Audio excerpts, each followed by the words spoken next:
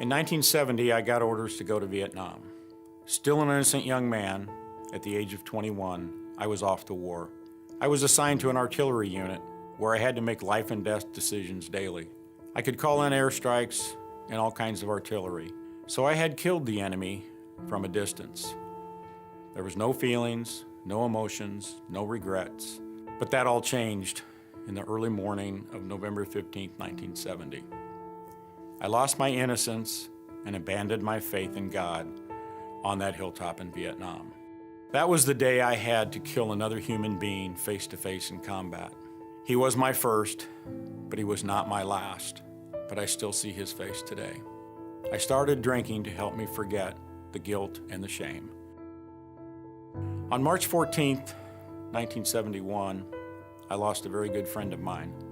The foxhole I sent Jim to took a direct hit. It was my fault he died that day, or at least that's what I told myself for years. The trauma of retrieving what was left of him was the point in my life when I gave up on God. I had hardened my heart and my soul.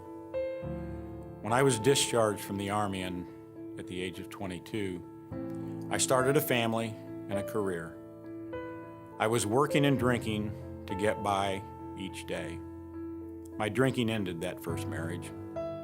I then met my second wife, and I started to attend church with her, but I was only talking the talk. I was not walking the walk.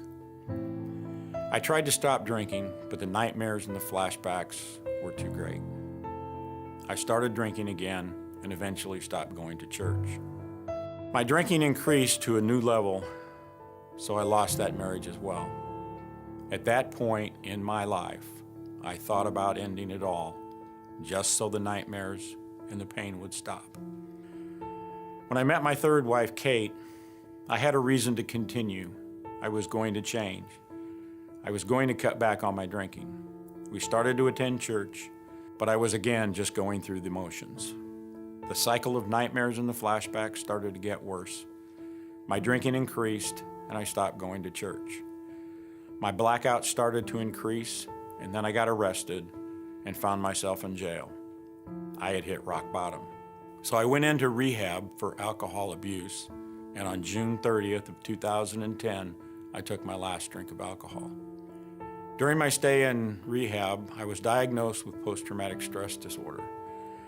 I take medications to help me deal with the nightmares and the flashbacks, but they will never go away.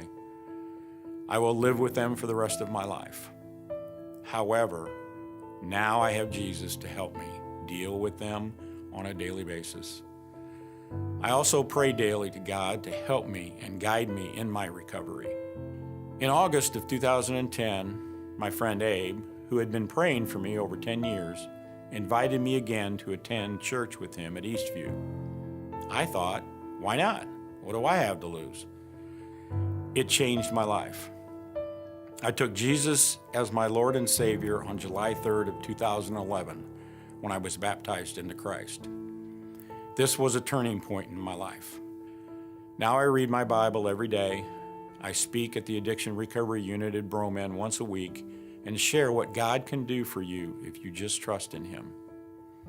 I lead the Veterans Support Care Group here at Eastview to reach out to other veterans that are struggling with God and life in general. As I look back over my life, I remember all that God has done. I can count so many victories, and my soul wells up with praise.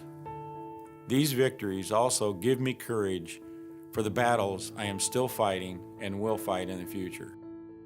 I believe with all my heart that through the battles, God has a plan for us. My name is Bob Mueninghoff, and this is my war story.